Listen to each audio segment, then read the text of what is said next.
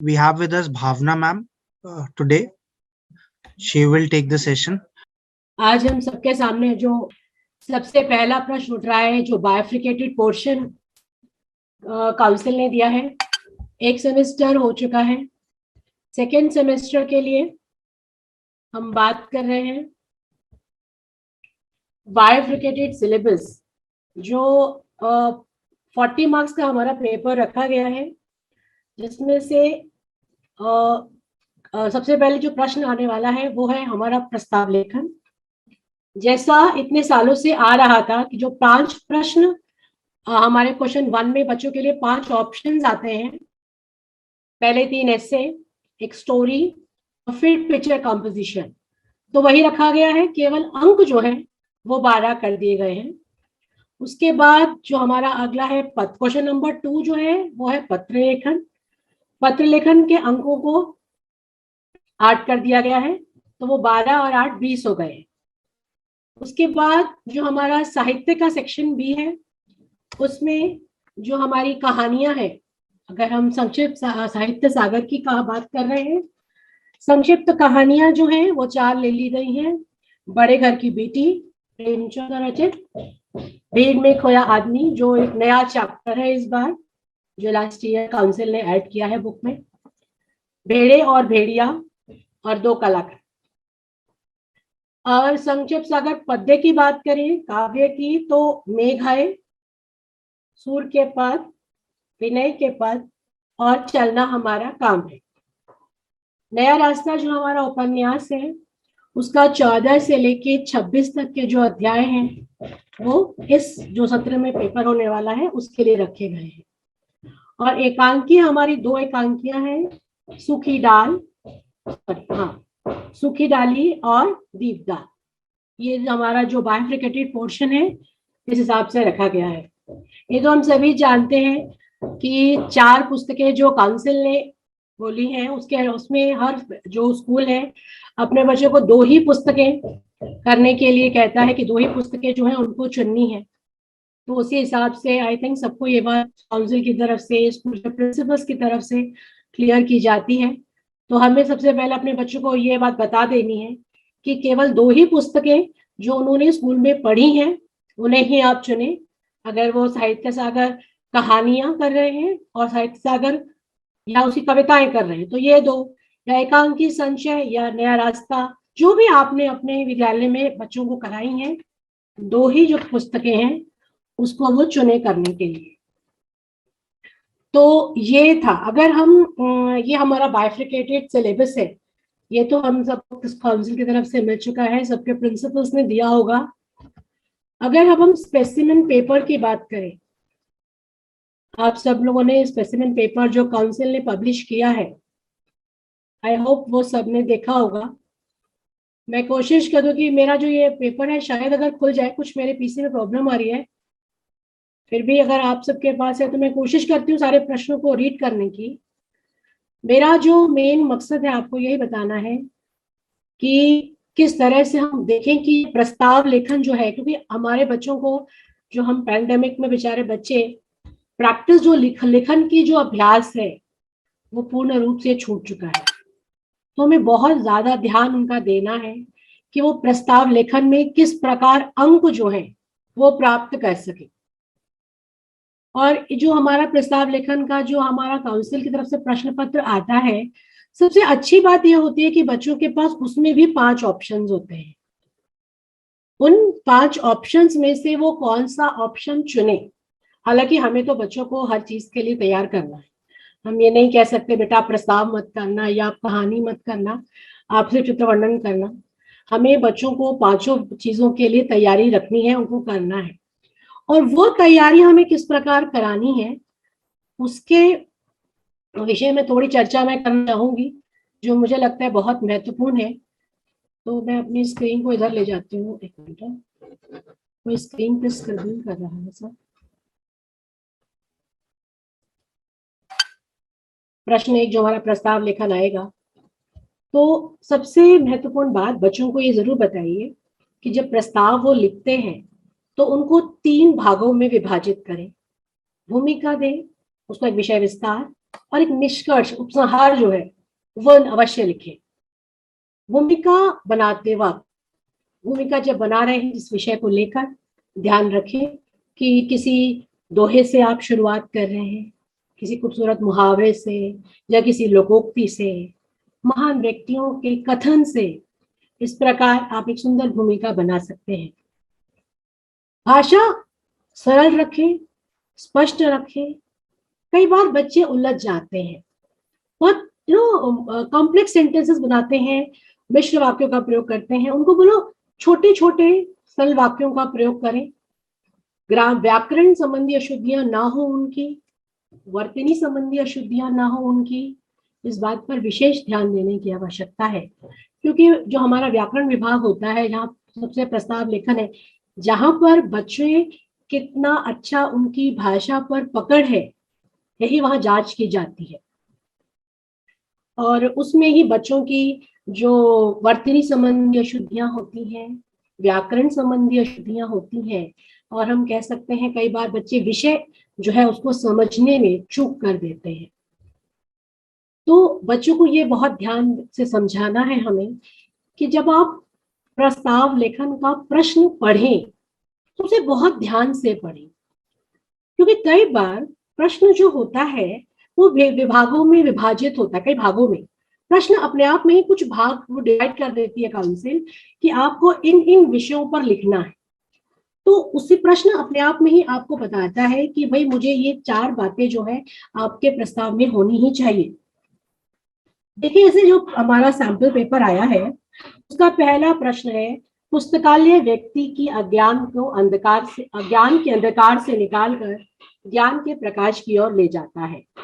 इस कथन को ध्यान में रखते हुए पुस्तकालय के महत्व प्रकाश डालिए। तो पुस्तकालय के महत्व प्रकाश डालिए इसलिए बहुत जरूरी है, क्योंकि आजकल इतना लाइब्रेरी शब्द का प्रयोग हम करते हैं कि बच्चे पुस्तकालय ही समझना भूल जाते हैं। तो बच्चों को ये बहुत जरूरी है कि उनको शब्द का जो अर्थ है वो जरूर समझे। कई बच्चे जल्दबाजी में, कई बार हमने देखा, हम स्कूल्स में देखते हैं कि बच्चे प्रश्न को पूर्ण समझे बिना ही तो कुछ और दिमाग पुस्तकों का महत्व समझ के उसको लिखना शुरू कर देते हैं। प्रश्न जैसे कई बार आ जाता है कि मित्रता एक बहुत सुंदर भाव है और मित्रता पर अपने विचार प्रकट कीजिए। बच्चे मित्रता को न समझ के मेरा प्रिय मित्र उस विषय पर निबंध को लिखाते हैं, तो उससे उनके अंक बहुत ज्यादा कट जाते हैं क्योंकि विषयांतर हो जाता है। तो सबसे पहले अपने बच्चों को इस बात के लिए ट्रेन करना है कि प्रश्न को ध्यान से पढ़िए कि प्रश्न क्या कह रहा है। प्रश्न कह रहा है यहाँ पर पुस्तकालयों का महत्व। अब पुस्तकालयों का महत्व जब आए तो डेफिनेटली पुस्तकों के महत्व के साथ ही बच्चों को शुरुआत करनी पड़ेगी। और सबसे इंपॉर्टेंट है, पुस्तकालय का अर्थ उनको तोड़ के लिखना पड़ेगा। पुस्तक प्लस आलय, पुस्तकों का घर कितनी महत्वपूर्ण है, आजकल किस तरह से पुस्तकालयों का महत्व क्यों घट रहा है, ये सब बातों पर चर्चा करते हुए बच्चों को आगे एक निष्कर्ष की तरफ जाना है। तो ऐसे जब विषय जब आते हैं, जैसे अभी ये विषय दिया हुआ, अगला विषय जो हमारा दिया है, समाज में मद्य निषेध अनिवार्य रूप से होना ही चाहिए, इस कथन के पक्ष या विपक्ष में अपने विचार प्रस्तुत कीजिए। पक्ष या विपक्ष, तो ये 2 प्रश्न बड़ा ही बच्चों के लिए जरूर बच्चों को बताएं। प्रश्न में स्पष्ट रूप से लिखा है पक्ष या विपक्ष। बच्चे क्या करते हैं, दोनों तरफ चले जाते हैं, आधे में पक्ष लिखते हैं, आधे में विपक्ष लिखते हैं।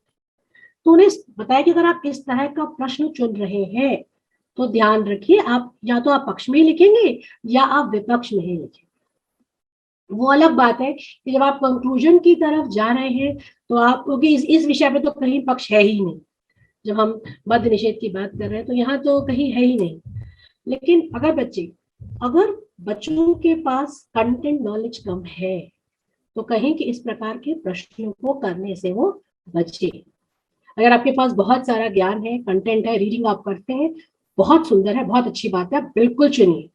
लेकिन अगर आपको थोड़ा सा भी लगता है कि मुझे 200 शब्दों का निबंध लिखना है, जो अगर हम बच्चों को एक आइडिया दें कि बेटा आपकी जो बुकलेट आएगी लिखने के लिए 1.5 से 2 पेज करीबन आपको लिखना पड़ेगा, तो इतना बड़ा इस विषय लिखने के लिए कि आपके पास कम से कम 10 से 12 बिंदु होने चाहिए विषय विस्तार के लिए। भूमिका आप सुंदर बनाएंगे, उपसंहार आप करेंगे, लेकिन विषय विस्तार में जब अपनी बात को आप प्रकट करेंगे तो कम से कम 10 से 12 बिंदुओं पर आपका लेखन होना चाहिए, तब आपको अच्छे अंक प्राप्त होंगे। तो ये सब जानकारी एक शिक्षक होने के नाते हमारी बनती है कि हम बच्चों को बताएं, क्योंकि हमारा उद्देश्य है कि हमारे बच्चे अच्छे से अच्छे अंक प्राप्त कर सकें। और हमारे बच्चे बेचारे इतने पूरे आधा समय घर पे रह के पढ़ाई कर रहे हैं कंप्यूटर की, हम सभी जानते हैं कि बच्चों ने लेखन का अभ्यास कितना किया है। तो ये जो हमारे पास समय बचा है पूर्ण रूप से उनको देना है कि लेखन पर पूर्ण जोर दें, पूर्ण रूप से लेखन का अभ्यास करें, जिससे उनको बहुत फायदा होगा।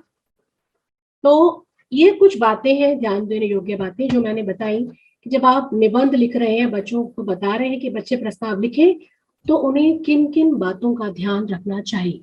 अगर भावात्मक निबंध है, हमने देखा है कि वर्णनात्मक निबंध आता है कई बार। वर्णनात्मक में मेले का दृश्य, आप किसी मेले में गए थे, मेले की उपयोगिता क्या है, आपने मेले में जाकर किस प्रकार अपना समय बिताया और अपना अनुभव लिखिए। तो मेले की उपयोगिता क्या है, अगर प्रश्न ही इस प्रकार का आया है तो बच्चों को बताइए कि बेटा पहले एक लाइन ड्रॉ कर लीजिए, देखिए कि आपके प्रश्न में कितने बिंदु दिए हैं, और ध्यान रखिए कि आप जब प्रस्ताव लिख रहे हैं तो वो सारे बिंदु जो प्रश्न में ही दिए हैं वो आपके एस्से में हो। कई बार बच्चे कोई ना कोई बिंदु छोड़ जाते हैं और वही अंक जो है बच्चों के कट जाते हैं। तो इस प्रकार से सहायता होती है। तो बच्चों को हमें इस तरह ट्रेन करना है, हम इस तरह के प्रश्न बच्चों को अपने जब अभ्यास दे रहे हैं, अभी हम प्रीलिम बोर्ड बनाएंगे, घर स्कूल में जो भी एग्जाम हम ले रहे हैं उन सब में इस तरह के प्रश्न बच्चों को दें। तो बच्चों को एक तो हमारी कोशिश ये रहनी चाहिए जब हम प्रश्न दें, जैसे पुस्तकालयों का जीवन में महत्व पत्र, इस पर निबंध लिखिए, इस तरह का प्रस्ताव प्रश्न बच्चों को ना दें, आप खुद ही उनमें कुछ बिंदु डाल दें ताकि बच्चों को ऑटोमेटिकली वो आइडिया उनको आ जाए कि ओके ये 5 बिंदु है जिन पर मुझे लिखना है। और जिस प्रकार हम उनको जब अभ्यास देंगे तो वो कहीं ना कहीं उस तरह के निबंधों के लिए वो प्रिपेयर हो जाएंगे, वो रेडी हो जाएंगे। हम जानते हैं भाई विज्ञान का महत्व या कंप्यूटर के लाभ या हानि, इंटरनेट के लाभ या हानि, ये कुछ ऐसे विषय हैं जो ऑलमोस्ट मिलते जुलते होते हैं। तो उनको इस तरह के निबंधों की तैयारी कराएं जिनके विषय ऑलमोस्ट मिलते जुलते हैं, तो इस तरह से उनकी तैयारियां जो हो जाती हैं। हम कुछ भूमिकाएं उनको करा दें, कुछ मुहावरे उनको दें, कुछ लोकोक्तियां उनको लिखवा दें कि जिससे वो उनका प्रयोग जो है अपने लेखन में कर सके। तो ये तो हमने बात करी प्रस्ताव लेखन जो बच्चे करते हैं, जो बच्चे वर्णनात्मक निबंध, आप बच्चों को ये कह सकते हैं कि बच्चे जो वर्णनात्मक निबंध होते हैं उनको लेखन, देखिए ऐसा जरूरी नहीं है कि हर तरह के बच्चे होते हैं। कई बच्चे विचारात्मक निबंध बहुत सुंदर लिख पाते हैं। कुछ बच्चों के जैसे अब होता है कि भाई स्वच्छता अभियान आपके देश में शुरू किया गया है, क्या वो कितना सटीक है, क्या आपका योगदान देना उसमें अनिवार्य है, अपने विचार स्पष्ट कीजिए। तो उसमें बच्चों को अपने विचार लिखने हैं। तो कुछ बच्चों की मौलिकता या बुद्धि इतनी तीव्र होती है कि वो लिख पाते हैं। कुछ बच्चे हमारे जो हमारे एवरेज बच्चे होते हैं वो अक्सर वर्णनात्मक निबंध की तरफ झुकाव उनका ज्यादा होता है, क्योंकि उनको लिखना उनके थोड़ा आसान होता है कि आप किसी प्रदर्शनी में गए थे, उस प्रदर्शनी में आपने क्या क्या देखा, आपके शिक्षकों ने क्या योगदान दिया, अपने अनुभव प्रस्तुत कीजिए। आप रेल यात्रा कर रहे थे, रेल यात्रा में आपको क्या क्या अनुभव हुए, कौन कौन सी कठिनाइयों का सामना करना पड़ा, इस तरह का निबंध लिखिए। तो इस तरह के निबंध हम अपने बच्चों को बताएं कि बेटा कि इस तरह के निबंध जो है अगर आप चुने तो चुनते वक्त बहुत ध्यान रखने की आवश्यकता है कि चुनाव जो है प्रश्न का वो उनके अंकों पर बहुत निर्भर कर जाता है। बड़े ही ध्यान से वो प्रश्न को चुने और तभी अपना लेखन कार्य शुरू करें। तो एक माइंड मैप जैसा जो है जब बच्चा लिखना शुरू करता है उससे पहले वो एक माइंड मैप तैयार कर ले और उसके बाद ही वो लेखन कार्य शुरू करे। Now, subscribe to Bright Duty course at ₹1 per day only. Download Bright Duty app from Play Store and get the online courses prepared by competent and experienced teachers for different education boards of classes 6 to 10. Bright Duty courses are available for the subjects of Math, Science, Social Science, English and Hindi in English and Hindi medium.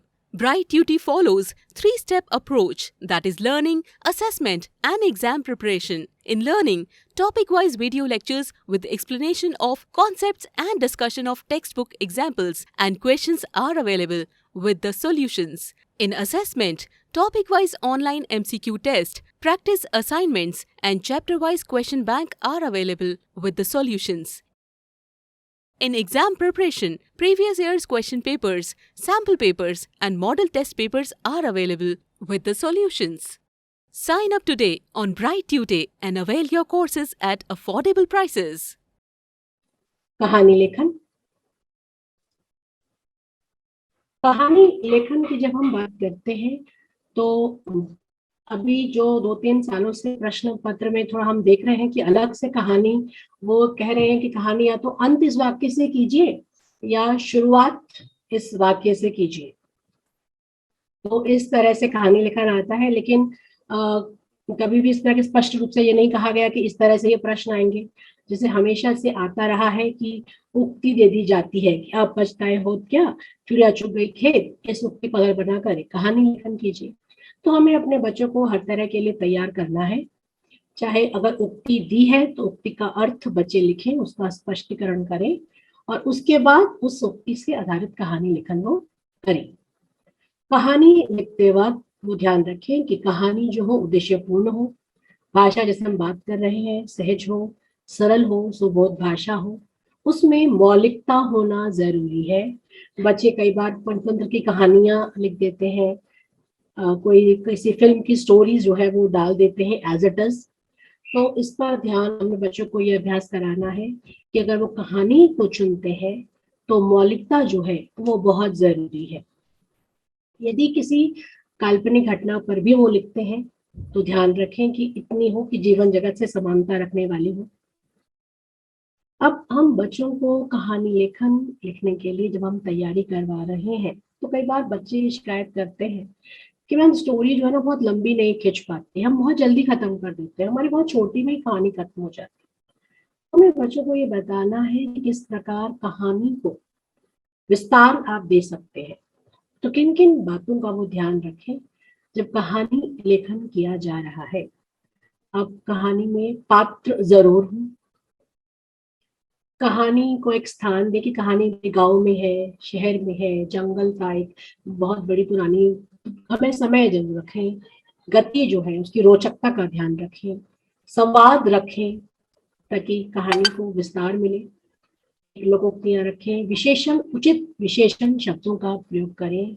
किसान के बारे में लिख रहे हैं, गरीब था, मेहनती था, ईमानदार था, जिस भी विषय पर, जिस भी चरित्र को आप चुन रहे हैं उसके लिए उचित विशेषण शब्दों का प्रयोग करें।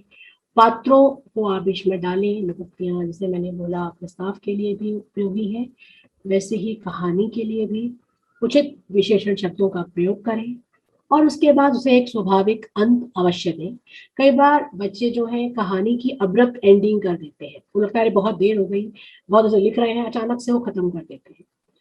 तो ये हमें बच्चों को सिखाना है कि एक निश्चित अंत की ओर उनकी कहानी जाए, रोचकता का ध्यान रखें, एक स्वाभाविक गति दें, एक शुरुआत है, बीच में आप कहानी को एक विस्तार दे रहे हैं और फिर कहानी किस प्रकार अंत की ओर जा रही है जरूर लिखें। अगर उक्ति पर आधारित कहानी लेखन किया जा रहा है तो शिक्षा कहानी से क्या मिली वो जरूर दें। शीर्षक तो हर प्रश्न को देना ही जरूरी है बच्चों के लिए, चाहे वो कोई भी ऐसे लिख रहे हैं या कहानी लिख रहे हैं। बच्चों में ये अभ्यास डालें कि शीर्षक, बच्चे आजकल शीर्षक देना भूल जाते हैं, तो ये हमारा कर्तव्य बनता है कि हम बच्चों में ये आदत डालें कि बेटा आप कुछ भी कर रहे हैं, शीर्षक जो है अवश्य आपको देना है। आप किसी भी विषय प्रस्ताव लिखें, आप कहानी लिखें, शीर्षक जो है आप जरूर दें। तो ये हमारी हो गई कहानी के ऊपर बात। अब हमारा जो पांचवा प्रश्न जो हमारा आ जाता है वो है चित्र वर्णन। चित्र वर्णन एक ऐसा बच्चों के लिए कह सकते हैं कि बोन है जो हमारे बच्चे, जो हमें पता होता है, हर अध्यापिका जानते हैं कि हमारे ये बच्चे के लिए मुझे बहुत टेंशन रहती है कि मेरा ये बच्चा जो है कैसे कर पाएगा, ये तो बहुत कुछ लिखता नहीं है। तो ऐसे बच्चों को हम सलाह दे सकते हैं कि बेटा, ये भी सर एकदम अंतिम समय में सलाह देने, एग्जाम के बिल्कुल थोड़े दिन पहले से अगर बोल दिया गया तो वो बिल्कुल मेहनत नहीं करेगा। तो हमारी कोशिश ये रहनी चाहिए कि बेटा देखो ऐसा है, चित्र जो दिया गया है उसका वर्णन तुम्हें पहले पैराग्राफ में करना है। दिए गए चित्र को 5-6 पंक्तियों में आप उतार दीजिए कि सामने जो भी चित्र आपके है उसमें क्या क्या दिया गया है। एक लड़का है, एक लड़की है, उसके हाथ में झाड़ू है, कूड़े की बाल्टी रखी है, कचरा साफ किया जा रहा है। ये चित्र जो है स्वच्छता अभियान पर आधारित है। तो उस चित्र में हर एक उसको बोलें कि बारीक से बारीक चीज, छोटी से छोटी चीज जो आपको दिख रही है वो आप उतार दें। 5 से 6 लाइन, 6-7 लाइन चित्र वर्णन की बच्चे की हो जाएगी। अब उसके बाद भी काउंसिल कहता है कि उस पे भले आपके पास ऑप्शन है। चित्र वर्णन में आप चाहे तो प्रस्ताव लिख सकते हैं, आप चाहे तो कहानी लिख सकते हैं, आप चाहे तो उस पे प्रस्ताव लिख सकते हैं, आप चाहे तो उस पे अपना अनुभव लिख सकते हैं। तो जब बच्चे को उसके सामने चित्र है, कहते हैं ना कि देखकर तो बच्चे को विचार आ ही जाते हैं। तो और सबसे ज्यादा उसके ऊपर स्वतंत्रता हमारी मिल जाती है कि कुछ भी लिख सकते हैं। और बस इतना बच्चों को ध्यान देना है कि ऐसा ना हो कि बाढ़ का दृश्य हो और बच्चा जो है सूखे की बात कर रहा है। तो जो चित्र में दिया है उसके इर्द गिर्द ही उसकी जो कहानी है या उसका अनुभव है वो होना चाहिए। जैसे हम प्रश्न अगर पढ़ते हैं तो प्रश्न में स्पष्ट लिखा रहता है कि आपकी कहानी जो भी है उसका सीधा संबंध चित्र से होना अनिवार्य है। तो ये बात जो है बच्चों को बतानी है कि चित्र वर्णन आप चुनना चाहते हैं आप चुन सकते हैं, लेकिन ध्यान रखिए आपकी कहानी, आपका अनुभव, आप उस पर प्रस्ताव लिख रहे हैं, जो भी लिख रहे हैं उसका संबंध स्पष्ट रूप से चित्र से होना अनिवार्य है। तो ये हमारा इस प्रकार प्रश्न 1 जो है उसकी चर्चा हमने करी कि किस प्रकार प्रश्न 1 में हमें किन किन बातों को ध्यान में रखना है, अपने बच्चों को किस तरह से हमें तैयार करना है कि वह, क्योंकि ये अनिवार्य विषय है और बहुत ही महत्वपूर्ण विषय है, क्योंकि यही एक विषय का आधार होता है, मापदंड है प्रस्ताव लेखन, जहाँ बच्चे का जो भाषा कौशल है, बच्चा कितना भाषा उसे कितनी सुंदर है, कितनी अच्छी पकड़ है उसकी भाषा पर, यही उसकी जांच परख हो जाती है। तो सबसे हम कह सकते हैं कि हमारे पूरे पेपर में अगर देखें सबसे कीमती प्रश्न, सबसे महंगा प्रश्न जो है यही होता है ऐसे राइटिंग का। तो इसकी जो विशेष अभ्यास है हमें बच्चों को जरूर कराना चाहिए।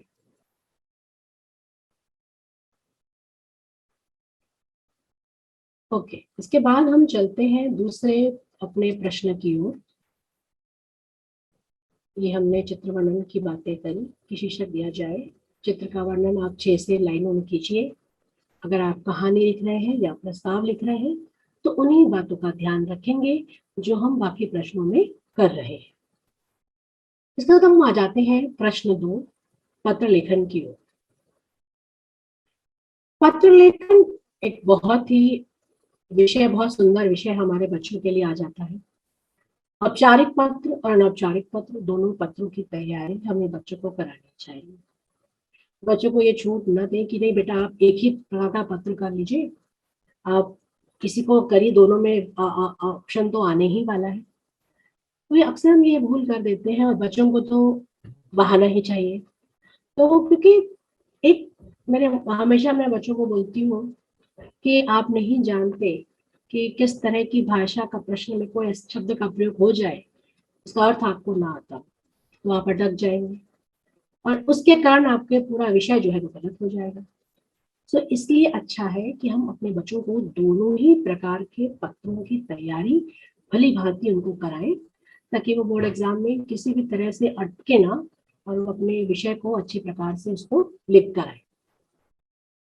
तो यहाँ मैं आपको औपचारिक पत्र जो है हमारा, सॉरी अनौपचारिक पत्र जो है, किस किस प्रकार के जो पत्र हैं, बधाई पत्र होता है, शुभकामना पत्र होता है, निमंत्रण पत्र, विशेष अवसरों पर लिखे गए पत्र, सांत्वना पत्र, किसी प्रकार की जानकारी आपको देनी है, कोई सलाह आदि देने के लिए लिखे जाने वाले पत्र जो है ये अनौपचारिक पत्र की कैटेगरी में आ जाते हैं। जब बच्चे ये अनौपचारिक पत्र लिखते हैं तो उन्हें किन किन बातों का ध्यान रखना चाहिए? भाषा सरल व स्पष्ट हो। अगर आप पत्र लिख रहे हैं तो उसकी योग्यता आदि का ध्यान रखिए। पत्र में लिखी बातें संक्षिप्त होनी चाहिए। प्रभाव आरंभ होगा, अंत प्रभावशाली होना चाहिए। बात पता बहुत स्पष्ट लिखें। दिनांक लिखने के बाद पंक्ति छोड़ रखना चाहिए। पत्र में काट छाट नहीं होनी चाहिए।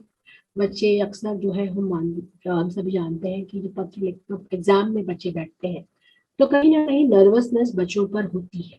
ये बात हम इसको नकार नहीं सकते, और उस चक्कर में वो कई बार बहुत बार कट कट कट करके लिखते हैं, तो बहुत ज्यादा कटिंग काट छाट बहुत अधिक कर देते हैं, और एक हल्का सा स्ट्राइक न डाल के उसको पूरा फूल पत्तियों की तरह गाढ़ा गाढ़ा कर देते हैं। तो जो बहुत ही जो नेगेटिव इफेक्ट जो है वो जो परीक्षा पत्र चेक पेपर चेक करते हैं उन पर पड़ता है। तो बच्चों को ध्यान देना, कहना है बात का कि बच्चों ज्यादा कटिंग जो है आप अवॉइड करें। अगर मान लीजिए कुछ गलत हो भी गया है तो उसे हल्का सा एक आप स्ट्रोक लगाए, हल्की से लाइन खींच देंगे तो स्पष्ट होता है कि आपने इसको कट किया है। पत्र जो लेखन जो है बहुत महत्वपूर्ण चीज है आजकल। तो कितना उसका प्रेजेंटेशन जो है, प्रस्तुतिकरण जो है बच्चे बड़े तरीके से करें, किस प्रकार हर एक पैराग्राफ के बीच में जो लाइन उन्हें छोड़नी है वो ध्यान दें, ताकि एकदम स्पष्ट रूप से पत्र जो है समझ में आए। कोशिश करें बच्चों को ये बताएं कि पत्र एक ही पेज में अगर समाप्त कर सकते हैं तो बहुत अच्छी बात है। कोशिश करनी चाहिए कि पत्र जो है एक ही पत्र पेज पर समाप्त हो जाए। इस प्रकार हम लिखते हैं। लेफ्ट साइड में हम चले जाते हैं, अपना पता लिखते हैं। 3 लाइन में पता आ जाता है, फिर दिनांक आ जाता है, उसके बाद पत्र आप जिसे लिख रहे हैं, संबोधन, उसके बाद अभिवादन। संबोधन में प्रिय मित्र हो सकता है, आदरणीय माता जी हो सकती है, प्रिय भाई हो सकता है। अभिवादन उसके अनुसार में बच्चों को जरूर समझाएं कि जब हम बड़ों को लिख रहे हैं तो किस प्रकार उनका अभिवादन, पूज्य भी लिखा जा सकता, सॉरी संबोधन की बात हुई थी, पूज्य भी हो सकता है। अभिवादन में अगर हम जा रहे हैं तो सादर प्रणाम, प्रेम नमस्कार, चरण स्पर्श, अगर छोटे हैं तो सदा खुश रहें, अनेक आशीर्वाद। इनकी लेखन बच्चों को अभ्यास कराएं, क्योंकि बच्चे अक्सर वर्तनी में गलतियां कर देते हैं और त्रुटि हो जाती है। तो इन सब चीजों को हम बच्चों को विशेष ध्यान दें। जब हम पत्र की शुरुआत करते हैं, पहला पैराग्राफ कुशलता समाचार पर चर्चा करें। उसके बाद विषय विस्तार, प्रश्न में क्या विषय दिया है उसका विस्तार आपका सेकंड पैराग्राफ में होगा। तीसरे पैराग्राफ में अंतिम समाचार, किस प्रकार के सभी बड़ों को प्रणाम, छोटों को प्यार, शेष फिर आपका जो नाम है वो, क्योंकि अनौपचारिक पत्र है, इसमें सरनेम लिखने की आवश्यकता नहीं है, बच्चा सिर्फ अपना नाम लिख सकता है। तो ये हमने बात करी अनौपचारिक पत्र पे। Now, subscribe to Bright Duty course at ₹1 per day only. Download Bright Duty app from Play Store and get the online courses prepared by competent and experienced teachers for different education boards of classes 6 to 10. Bright Duty courses are available for the subjects of Math, Science, Social Science, English and Hindi in English and Hindi medium. Bright Duty follows 3-step approach, that is learning, assessment and exam preparation. In learning, topic-wise video lectures with explanation of concepts and discussion of textbook examples and questions are available with the solutions. In assessment, topic-wise online MCQ test, practice assignments and chapter-wise question bank are available with the solutions. In exam preparation, previous year's question papers, sample papers and model test papers are available with the solutions. Sign up today on Bright Tutor and avail your courses at affordable prices. औपचारिक पत्र और अनौपचारिक पत्र में हम अपना address तो लिखते ही हैं। उसके बाद औपचारिक पत्र में किस प्रकार आप सेवा में लिख के, जिस भी, क्योंकि 10th है जहाँ पर संपादक के नाम पत्र, कार्यालय पत्र, प्रधानाचार्य को पत्र, सभी प्रकार के पत्रों का अभ्यास जो है बच्चों को कराना चाहिए। सेवा में आप जिसे भी पत्र लिख रहे हैं, मैनेजर महोदय है, दुकान मालिक है, संपादक महोदय है या प्रधानाचार्य महोदय है, लिखवाएं। इस कौन सा विभाग कौन सा है वो लिखेंगे बच्चे, किस क्षेत्र में है, उसके बाद उसका एरिया और उसका पिन कोड नंबर। विषय जरूर लिखें, वही शिकायती पत्र है, प्रार्थना पत्र है, उसके बाद माननीय महोदय, और फिर आपका पत्र जब शुरू होता है वही 3 भागों में बांटा जाएगा। पहला भाग सविनय निवेदन, जहां आप पत्र लिखने का कारण स्पष्ट करेंगे। दूसरे में आप जिस भी विषय पर चर्चा कर रहे हैं वो लिखिए। तीसरे में आप उनको धन्यवाद दे रहे हैं, आशा कर रहे हैं कि आपका जो भी परेशानी है, आपकी शिकायत है, उस पर वे कठोर कदम उठाएंगे, उस पर कोई एक्शन लेंगे, आप उनके अति आभारी रहेंगे। उसके बाद धन्यवाद। अगर हम प्रधानाचार्य को लिख रहे हैं तो आज्ञाकारी छात्र छात्रा, या आप कार्यालय पत्र लिख रहे हैं, प्रधानाचार्य के अलावा जितने भी पत्र हैं भवदीय, उसके बाद आपका नाम और सरनेम। तो ये भवदीय की स्पेलिंग है, धन्यवाद की स्पेलिंग है, विराम चिन्हों का प्रयोग है, इन सब का ज्ञान बच्चों को अवश्य है, कहाँ पर उन्हें किस प्रकार की सटीक विराम चिन्हों का प्रयोग करना है, जिससे उनकी जो गलतियां हैं वो कम से कम हो, उनके अंक जो है कम से कम घटे। प्रस्ताव लेखन एक ऐसा विषय है जहाँ बच्चे अच्छे से अच्छे अंक प्राप्त कर सकते हैं। और बच्चों को विशेष बोलें कि जो हमारा बीच का हिस्सा है, 3 पैराग्राफ जहाँ हम बांट रहे हैं, जैसे हमने प्रस्ताव की बात की थी, वैसे ही पत्र लेखन की बात है कि पत्र में भी उन्होंने स्पष्ट किया होता है विषय कि आप वो पत्र में क्या चाहते हैं। आप संपादक के नाम पत्र लिख रहे हैं, या आप किसी दुकान मालिक को पत्र लिख रहे हैं कि आपने कुछ जूते जो है वो मंगाए थे, लेकिन वो बहुत दिन हो चुके हैं, अभी तक पहुंचे नहीं है, उसकी शिकायत करते हुए पत्र लिखे, साथ में उस ऑर्डर में कुछ और चीजें बढ़ा देते हुए दुकान मालिक को पत्र लिखिए। तो बच्चे प्रश्न में देखें कि किन किन बातों को उन्हें अपने पत्र में लिखना है, वो सब बातें वो लिखे। कोई भी विषय अगर छूट जाता है, कोई बिंदु अगर छूट जाता है, तो वहाँ जो है अंक कट जाते हैं बच्चों।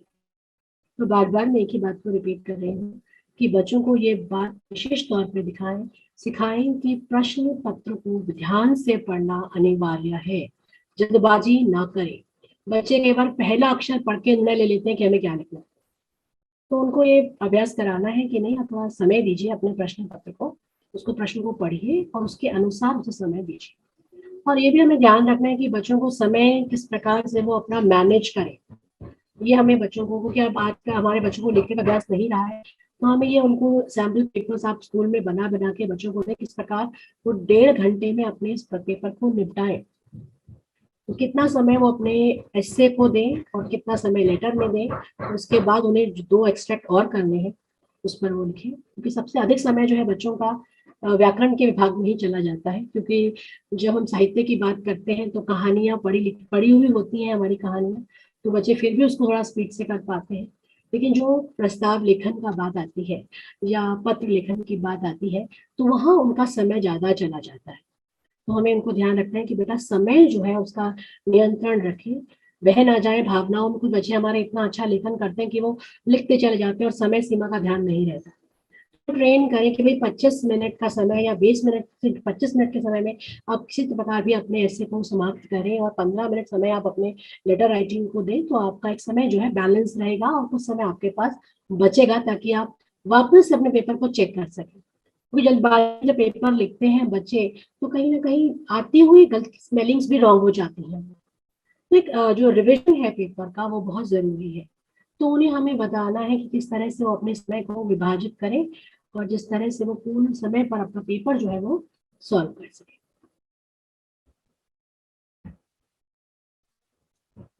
ये हमारा औपचारिक पत्र का जो रूपरेखा है। अब ये हमारा सेक्शन ए जो है, यहाँ हमने चर्चा कर ली, क्योंकि अब हमारे पास 40 अंक का प्रश्न है। अनसीन पैसेज और ग्रामर हमारा ऑलरेडी 1 में आ चुका है। तो हमारा जो सेमेस्टर 2 है उसमें सेक्शन में से प्रस्ताव लेखन और पत्र लेखन आने वाला है। तो यहाँ हमने अब चर्चा कर ली है कि हम किस प्रकार अपना सेक्शन ए की तैयारी अपने बच्चों को कराएं। उसके बाद हमारा सेक्शन बी आ जाता है, साहित्य विभाग, जहाँ हमने बात करी है कहानियों की। साहित्य सागर की जो कहानियां लोगों ने सूचित कहानियां ली, बच्चों को सबसे पहले बोले कि वो हर एक कहानी का उद्देश्य जरूर तैयार करें। उद्देश्य क्या है, शीर्षक की सार्थकता, कहानी किस प्रकार की है, इसकी तैयारी उनको करने के लिए कहें। उन्हें कहें कि हर एक कहानी के जितने भी मुख्य पात्र है, आनंदी है, लाल बिहारी सिंह है, श्रीकंठ है, बेनी माधव सिंह है, ये कहानी के पात्र है। इन सभी पात्रों की चरित्र चित्रण जो है वो अवश्य याद करें, उनके कुछ मुख्य बिंदु जो है वो रखें, कहानियों को अच्छी प्रकार से पढ़ें। किसी भी रूप में प्रश्न पूछा जा सकता है, क्योंकि अभी हमारे सामने अवतरण तो नहीं आएगा, क्योंकि पहले तो अवतरण आता था, उसके नीचे लेसन का नाम लिखा होता था। तो अभी ये समस्या जो है ज्यादातर जो उपन्यास वाले है भाग है उसमें यह समस्या सामने आती है बच्चों के सामने, क्योंकि वो नहीं समझ पाते कि किस समय की ये घटना है और उसका रेफरेंस जो है वो रॉन्ग हो जाता है कई बार। तो कहानियों में हम जैसे जानते हैं कि एग्जाम जो हमारे पास स्पेसिमेन पेपर आया है उसमें 4 प्रश्न आने वाले हैं, चारों लेसन में से उन्होंने प्रश्न पूछे हैं। ये हम नहीं जानते वो किस लेसन को कितना वेटेज देने वाले हैं। वो कोई भी किसी भी लेसन का अंक 3 अंक का पूछ सकते हैं, किसी लेसन का 2 अंक का पूछ सकते हैं। तो बच्चों को हमें उसी प्रकार से तैयारी करानी है कि किसी भी कितने भी अंक का प्रश्न आए उतने पॉइंट आपको अपने उत्तर में लिखने हैं। 10 अंक का आपका प्रश्न आएगा, 10 अंक में 2 लेसन्स के 2 अंक के प्रश्न आएंगे, 2 लेसन्स के 3 अंक के प्रश्न आएंगे। तो अच्छे से बच्चे कहानियां पढ़ें कि बड़े घर की बेटी एक पारिवारिक कहानी है, संयुक्त परिवार कितना महत्वपूर्ण होता है, स्त्री का क्या महत्व है एक परिवार में। इन सब विषयों पर बच्चों के साथ जरूर चर्चा करें, क्योंकि अक्सर जो प्रश्न कई बार डायरेक्ट प्रश्न आते हैं, भाई आनंदी कौन है, श्रीखंड कौन था। तो कई बार एक हम कह सकते हैं कि एप्लीकेशन बेस्ड क्वेश्चन भी आ जाते हैं कि संयुक्त परिवार के विषय में आपकी क्या राय है, आज के समय में संयुक्त परिवार कितने लाभदायक है। तो बच्चों को इन सब प्रश्नों की तैयारी जो है भली भांति कराएं। भीड़ में खोया आदमी किस प्रकार से बहुत ही आज के समय की ज्वलंत समस्या, बढ़ती जनसंख्या पर आधारित ये निबंध है। तो बच्चों को जरूर इस विषय में पढ़ाएं। कितने विषयों पर देखें, अगर आप पूरे निबंध को देखते हैं तो लेखक ने जनसंख्या के बढ़ने के जितने भी कारण हैं उन सभी कारणों को कहीं ना कहीं उनके प्रभाव को बहुत अच्छे तरीके से अपने उस निबंध में दिखाया है। तो बच्चों को एक पॉइंट आप बताएं, भाई कितने बच्चे थे श्यामला कांत जी, ये उनको ध्यान से अंडरलाइन कराएं। कब कहाँ से गाड़ी उन्होंने पकड़ी, क्या समस्या आई, पत्नी को बीमार दिख रही थी, अस्पताल की क्या स्थिति है, क्योंकि इस पे प्रश्न आजकल रोजगार कारणों का क्या क्या परिस्थिति है, इस तरह के प्रश्न भी पूछे जा सकते हैं। तो पाठ को बच्चों को भली भांति पढ़ने के लिए कहें और उसमें से बिंदु अपने नोट्स बनाने के बच्चों में डालें कि वो उस पाठ को पढ़ने के बाद ये भी विचार करें कि किस तरह के प्रश्न जो है पूछे जा सकते हैं। फिर अगला हमारा पाठ आता है भेड़े और भेड़िए। भेड़े और भेड़िए एक राजनैतिक व्यंग्यात्मक कहानी। किस प्रकार भेड़े जो है वो एक जो हम आम आदमी है उनका प्रतीक है, भेड़िए किस प्रकार सत्ताधारी राजनेता है, सियार किस प्रकार चापलूस वर्ग को प्रतिनिधित्व कर रहा है। आज के संदर्भ में उसको जोड़कर बच्चों को बताएं कि किस प्रकार जब चुनावी प्रक्रिया शुरू होती है। सर कोई स्क्रिबल कर रहा है स्क्रीन पर प्लीज। तो इस विषय पर बच्चों से किस उद्देश्य है कहानी की, शीर्षक की सार्थकता, इन सब Yes ma'am, I'll clear it. Yes sir, thank you sir. 2 कलाकार मनु भंडारी की बहुत सुंदर रचना। किस प्रकार सच्चा कलाकार कौन होता है, दोनों किस प्रकार अरुणा और चित्रा दोनों ही अपने रूप में सच्चे कलाकार थे। दोनों के चरित्र के गुण, दोनों की चारित्रिक विशेषताएं, इसका बच्चों पर ध्यान करवाएं। बच्चों को हर एक जो हमारी कहानियां हैं उनमें जो हमारे मुख्य पात्र हैं उनका चरित्र जो है, चित्रण जो है बच्चों को करने के लिए आवश्यक है। बच्चों से कहें कि उन सब चरित्रों के लिए जो विशेषण शब्द है उनको वो तैयार करें, ताकि उन विशेषण शब्दों का प्रयोग करके, जब विशेषण शब्दों का प्रयोग बच्चे करते हैं तो भाषा अपने आप में ही सुंदर हो जाती है। तो ये तो हमने चर्चा करी संक्षिप्त कहानियां जो हमारी आने वाली है 4।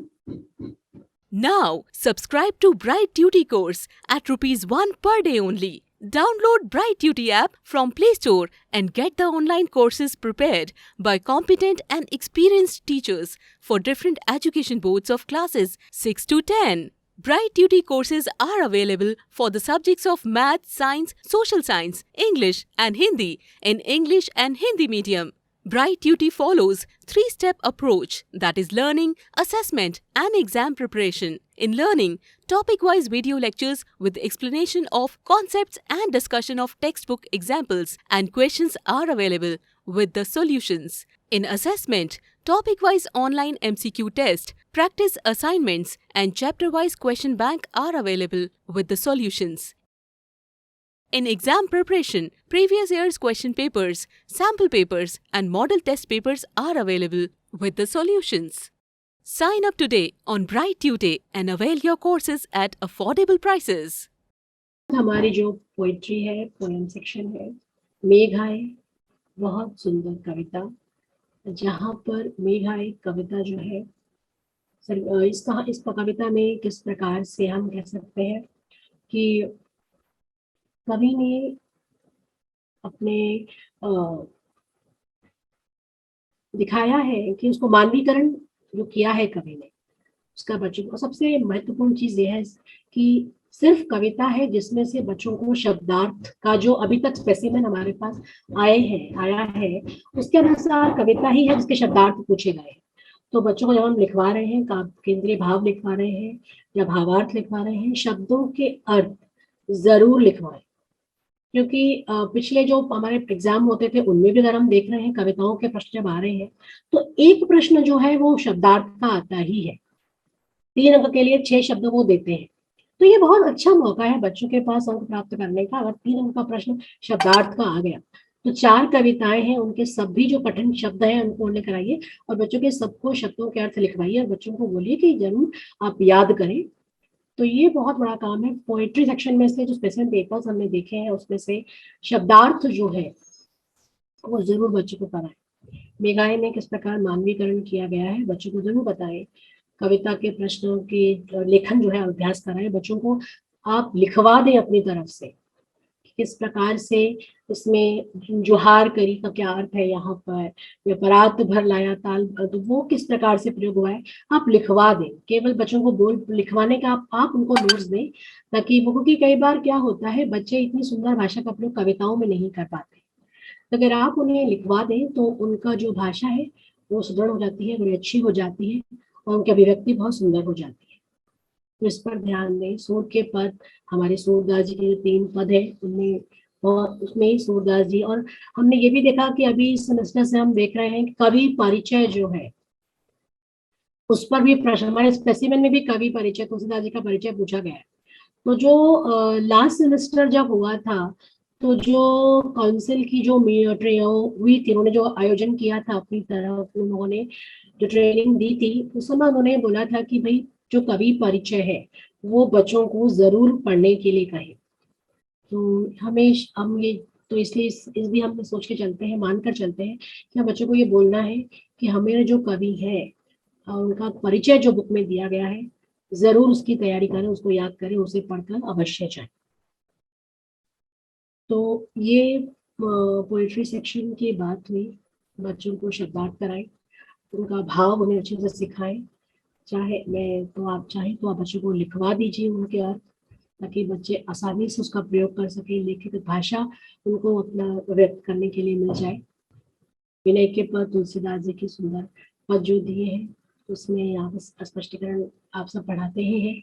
चलना हमारा काम, किस प्रकार हमेशा कर्तव्य पद की ओर अग्रसर होने की ये सीख हमें देती है कविता, श्री मंगल सिंह सुमन की सुंदर कविता। तो इन सब बातों पर आप ध्यान रखें। उसके बाद आ जाता है एकांकी संचय। नया रास्ता पे चर्चा कर लेते हैं। नया रास्ता तो उपन्यास है जहां हमारी कहानी के मुख्य पात्र अमित है, नीलिमा है, हमारी मीनू है और धनीमल जी है, मायाराम जी, धनीराम जी, इन सब के चरित्र करें। और बच्चों को उपन्यास के जो प्रश्न में अक्सर समस्या आ जाती है वो यही आती है कि वो कॉन्टेक्स्ट भूल जाते हैं कि ये जो घटना है वो किस समय की, पहले हुई है या बाद में हुई है। मीनू अस्पताल गई, कब हुआ, वो पिताजी से मिलने आई है, बाद में आती है, कौन सा साल की परीक्षा में उसको कौन सी श्रेणी में मिली है।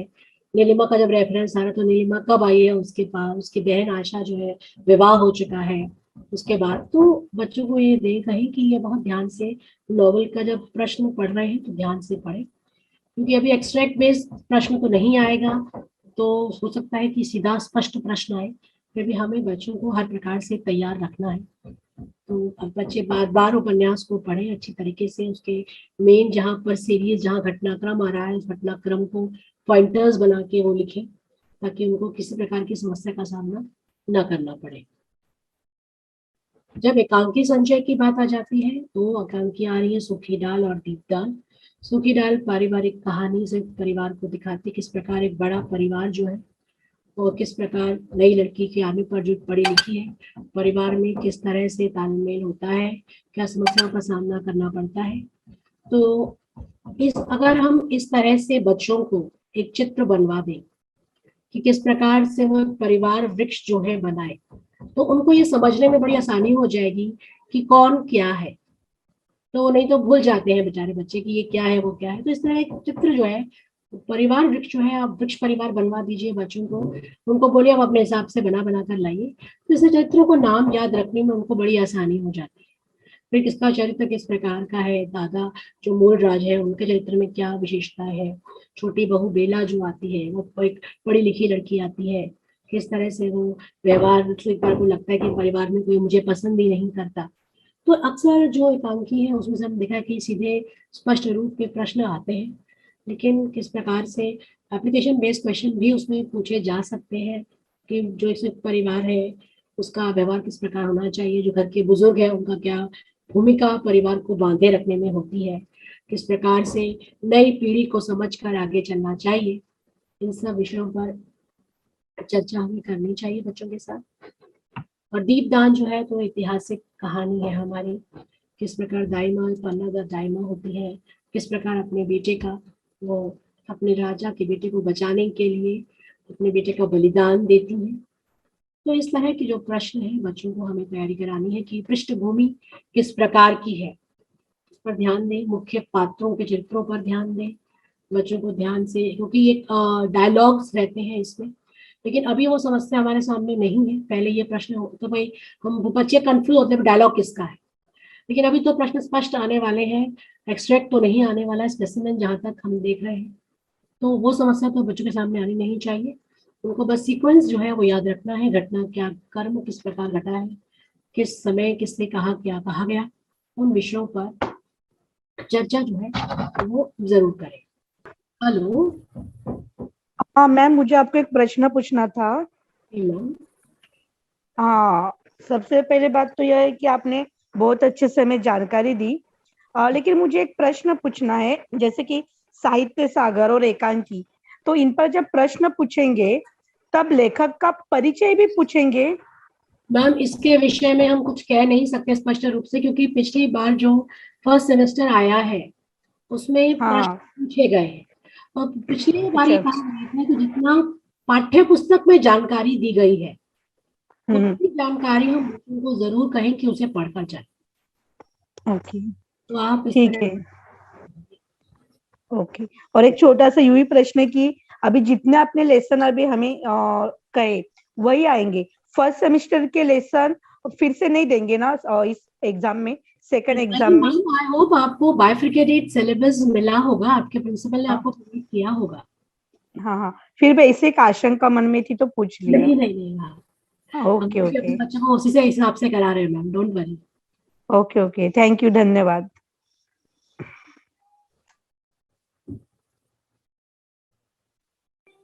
नमस्ते मैम, मेरी आवाज सुनाई दे रही है? हाँ जी बिल्कुल सुनाई दे रही है। जी नमस्ते जी, मैं चेन्नई से साइलता। बोलिए। पहले तो बहुत बहुत धन्यवाद, आपकी प्रस्तुतिकरण ने आई थिंक हम सभी के मन में उठ रहे बहुत सवालों के, प्रश्नों के उत्तर हम लोगों को मिल गए हैं, इसके लिए तो पहले आपका बहुत बहुत हृदय से धन्यवाद।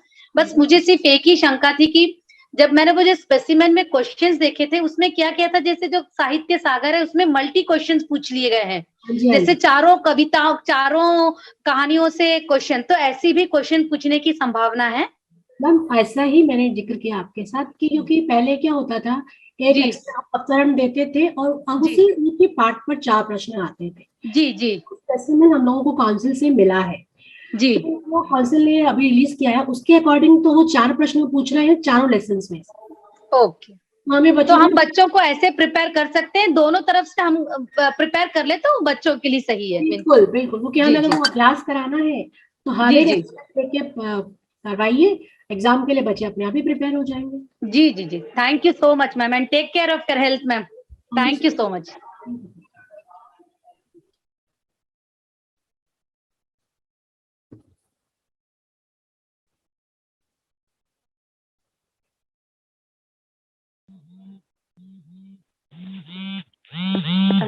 Good evening ma'am. सर आवाज क्लियर नहीं आ रही है। देहरादून से बोल रही हूँ मैम। अच्छा, मैं पूछना चाहती हूँ मैम, जैसे आपने कहा था कि उनकी जो डायलॉग होंगे उसके मैम बारे आपकी आवाज ना एक अलग हेलो मैम, भावना मैम, मैं अंजना श्रीवास्तव बोल रही हूँ। से मैम पहले तो आपका बहुत बहुत धन्यवाद कि आपने हम लोगों को इतने अच्छे से बताया। दूसरा मैं पूछना चाह रही थी कि जो प्रस्ताव लेख आपने बताया है उसके अंक 10 हैं, तो अंक विभाजन किस भांति किया जाएगा पत्र में और प्रस्ताव लेख में? 12 है, 12 अंक का प्रश्न है मैम। हाँ, नहीं 12 है, लेकिन उसके ऊपर भी कुछ अंक विभाजित करते हैं ना कि आपका प्रस्तावना का कितना अंक होगा, विषय वस्तु का कितना अंक होगा, उपसंहार में कितना अंक दिया जाएगा। ये तो कहना हम अपने, हम बच्चों को जब स्कूल में पढ़ा रहे हैं तो बच्चों जी को हिसाब जब 15 अंक का आता था तो हम लगाते जी थे कि बेटा देखो जो आपका विषय शीर्षक है वो 3, सॉरी, प्रस्तावना 3 अंक की हो गई, विषय विस्तार 10 का, और जी। उपसंहार 2 अंक का हो गया। तो हाँ अगर जी, इसी आधार पे बच्चों से एक नंबर वहां कट कम कर लें कि 2 जो है भूमिका के हो गए, ठीक है, 8 विषय विस्तार हो गया, ठीक है। या फिर हम 9 मान लें विषय विस्तार के लिए, 2 अंक 8, 9, 10, 11, 12, एक रफ जी, आइडिया बच्चों को दें, क्योंकि हम अपनी तरफ से दे सकते हैं, काउंसिल ने ऐसा कुछ नहीं, डिसाइड नहीं किया है। इसमें ऐसा कुछ था अच्छा, नहीं। दूसरा चीज ये थी कि पत्र लेखन में क्या लिफाफा बनाना आवश्यक है बच्चों को, क्योंकि कई बार बच्चे पूछते हैं कि मैम लिफाफा बनाएं कि ना बनाएं। तो कई बार प्रश्न उठता है, हम लोग भी कई वेबिनार अटेंड करते वर्कशॉप्स को, ऐसे प्रश्न उठता है तो बोलते जी हैं अगर बना दिया तो कोई नुकसान नहीं है, हम सिखा सकते जी, हैं। बिल्कुल। ठीक, ठीक है, धन्यवाद मैम, धन्यवाद। And hello, good evening ma'am. Good evening. मुझे ये पूछना था कि कॉम्पोजिशन में क्या लोकोक्ति या मुहावरे के ऊपर कॉम्पोजिशन आ सकता है, जैसे उसके ऊपर बेस्ड? और मैम कहानी में आप कहानी ही पूछ रही हैं ना? नहीं, कहानी नहीं, जैसे आपके ऊपर एक लोकोक्ति है, करत करत अभ्यास, जैसे उसके ऊपर या मुहावरे के ऊपर जैसे आप एक कॉम्पोजिशन लिखना है, उस टाइप का आ सकते हैं क्या कॉम्पोजिशन?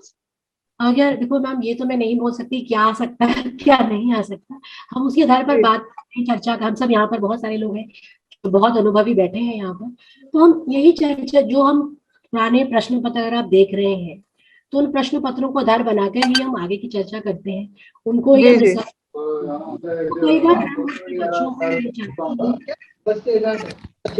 ये